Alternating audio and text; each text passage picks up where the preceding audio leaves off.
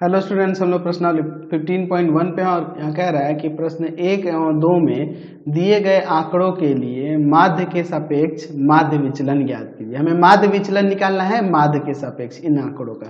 चलिए question number यहाँ पे 1 देखते हैं। यहाँ पे ये आपका आंकड़ा दिया हुआ है, आंकड़ा दिया हुआ है, देखिए आंकड़ा दिया हुआ है 4, 7, 8, 9, 10, 12, 13, 17। तो हमें यहाँ निकालना है माध्य के सापेक्ष माध्य विचलन। तो सबसे पहले हमारा काम होगा इसका माध्य निकालना, ठीक है, माध्य निकालेंगे।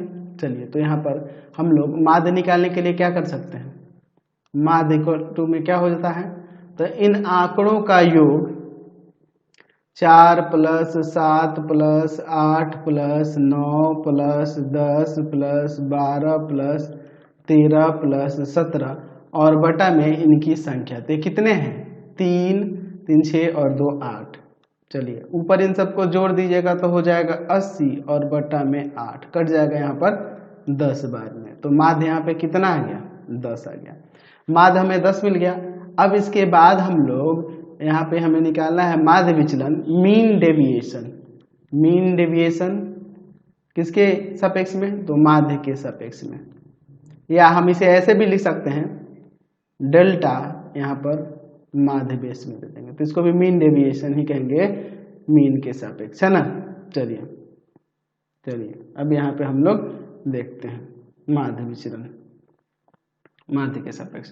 तो हम लोग को क्या करना होता है, तो हम लोग फॉर्मूला इसमें जानते हैं कि सिग्मा सिग्मा सिग्मा एक्स आई माइनस माध्य, एक्स आई माइनस माध्य मोड में दिया जाता है और बटा में होता है आपका उनकी संख्या।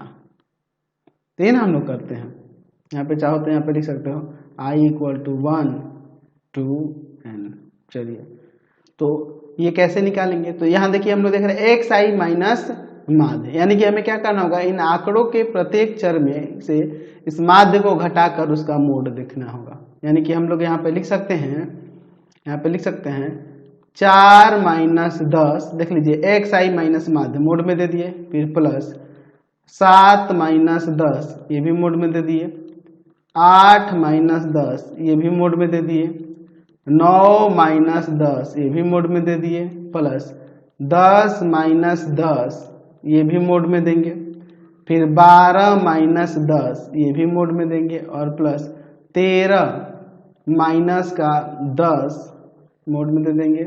उसके बाद 17 - 10, ठीक है, और बटा में n n n इनकी संख्या कितनी थी, तो इनकी संख्या हम लोग यहाँ देख रहे हैं 8 है, ठीक है। चलिए अब ऊपर सॉल्व करते हैं, देखिए क्या आ जाएगा। ये माइनस का 6 आएगा लेकिन मोड में है तो ये पॉजिटिव ही हो जाएगा। यहाँ प्लस का 3 हो जाएगा, यहाँ पर 2, यहाँ 1, 0, 2, 3, 7 और बटा में यहाँ पर 8। तो इन सबको जोड़ देंगे, तो जोड़ेंगे तो यहाँ पर आ जाएगा 24।